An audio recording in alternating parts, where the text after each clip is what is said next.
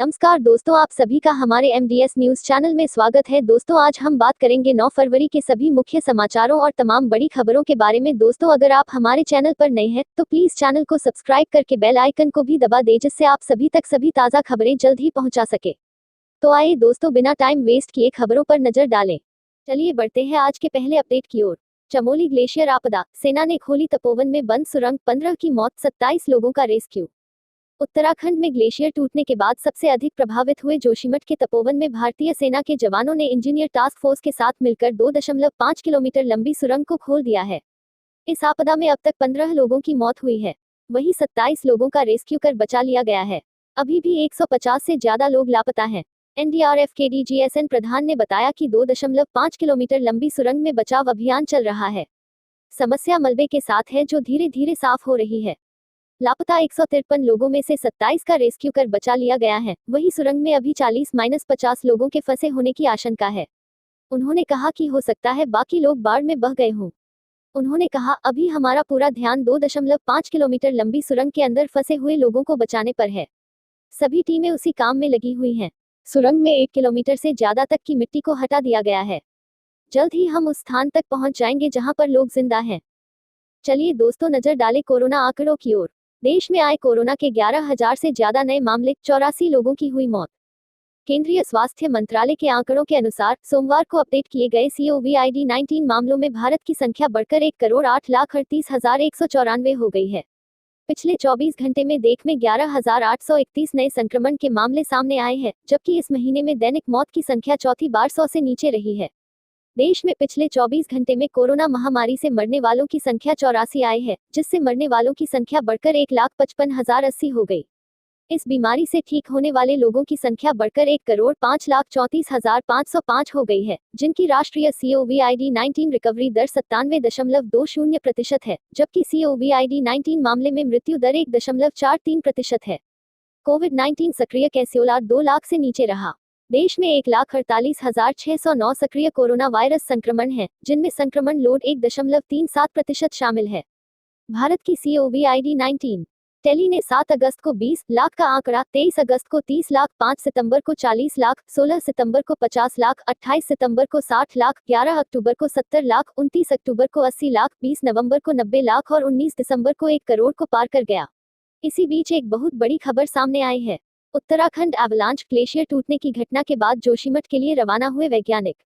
उत्तराखंड में ग्लेशियर का एक हिस्सा टूटने की घटना के बाद सोमवार को वैज्ञानिकों का एक दल देहरादून से जोशीमठ क्षेत्र के लिए रवाना हुआ।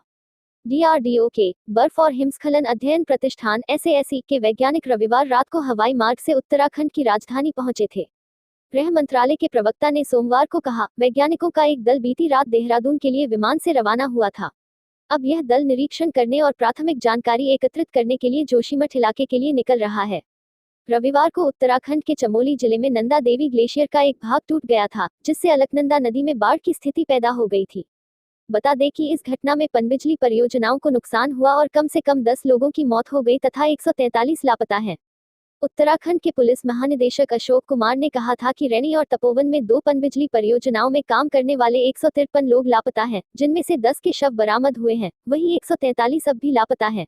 ड्राइविंग लाइसेंस को लेकर महत्वपूर्ण खबर सामने आई है। ड्राइविंग लाइसेंस बनवाना अब और भी आसान, डिजिटल हो गई है पूरी प्रक्रिया। ड्राइविंग लाइसेंस बनवाना पहले बहुत झंझट का काम होता था। जिले के RTO कार्यालय के कई चक्कर काटने पड़ते थे।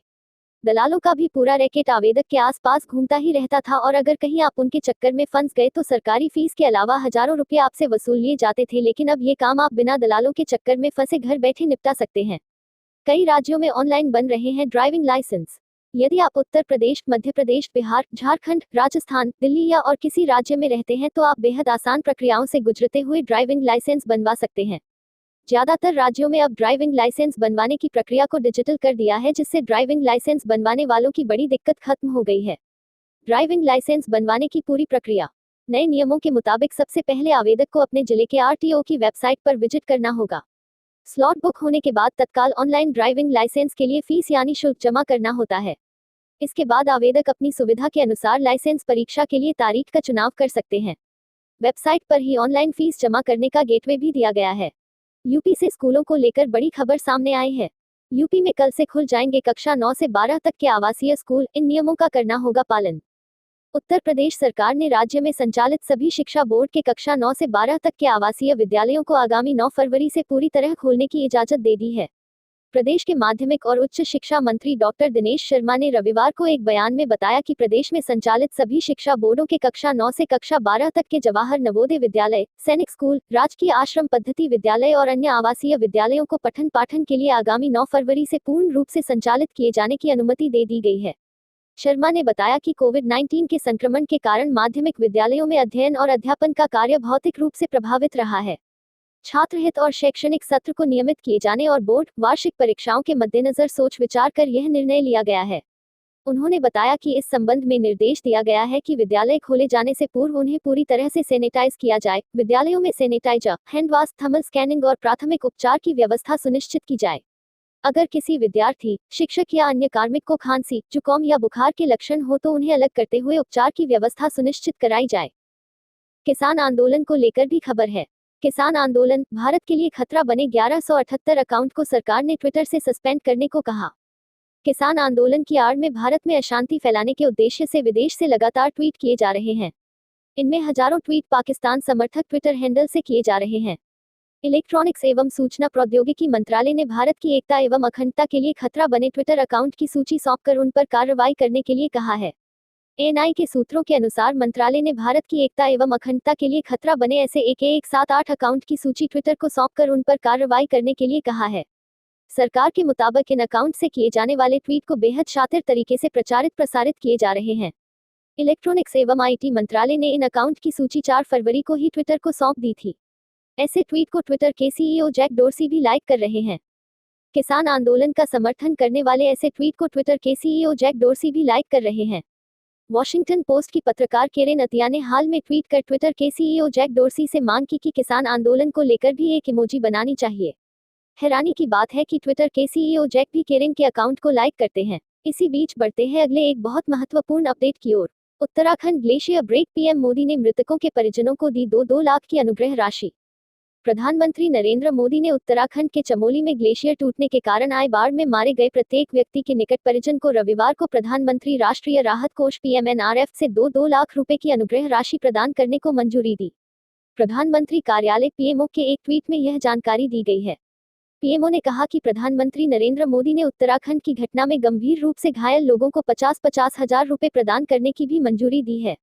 वहीं हल्दिया में एक रैली में मोदी ने कहा कि वे उत्तराखंड के मुख्यमंत्री के साथ निरंतर संपर्क में हैं और स्थिति पर नजर रखे हुए हैं।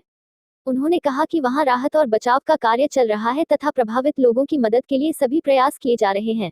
कोरोना टीकाकरण को लेकर भी बड़ा अपडेट है। बांग्लादेश में कोविड-19 टीकाकरण शुरू, पहले दिन सांसदों और स्वास्थ्य कर्मियों को लगाई गई वैक्सीन। बांग्लादेश में देशव्यापी टीकाकरण अभियान शुरू हुआ और पहले दिन सांसदों, प्रशासन के शीर्ष अधिकारियों तथा स्वास्थ्य अधिकारियों ने टीका लगवाया। स्वास्थ्य सेवाएं महानिदेशालय में डिजिटल कार्यक्रम के दौरान अभियान की शुरुआत करने वाले स्वास्थ्य मंत्री जाहिद मालिक ने लोगों से अपील की कि टीके के खिलाफ दुष्प्रचार नहीं करें। उन्होंने कहा कि यह सुरक्षित है और इसका स्वास्थ्य पर कोई प्रतिकूल प्रभाव नहीं पड़ता है।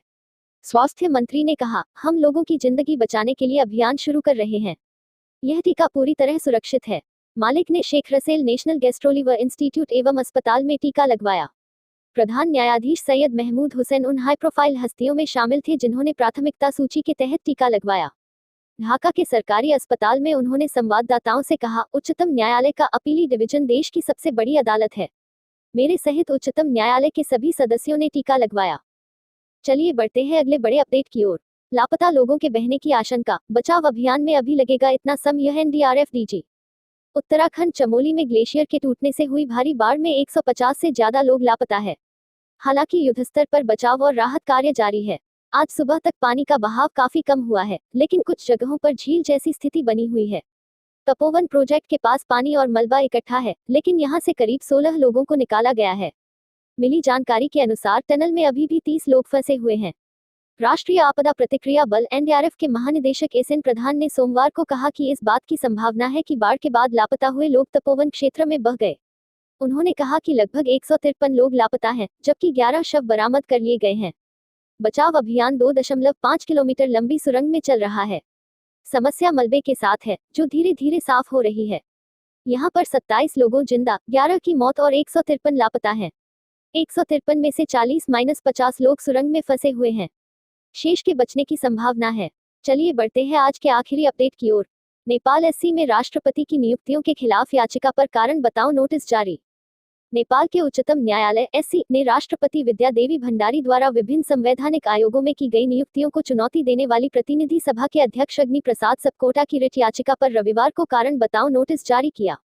काठमांडू पोस्ट की एक खबर के अनुसार न्यायमूर्ति प्रकाश कुमार धुंगाना की एकल पीठ ने प्रतिवादियों राष्ट्रपति भंडारी, प्रधानमंत्री केपी शर्मा ओली, प्रधान न्यायाधीश न्यायमूर्ति चोलेंद्र शमशेर राणा और संविधान परिषद के कार्यालय एवं नेशनल असेंबली के अध्यक्ष को नोटिस जारी किया है।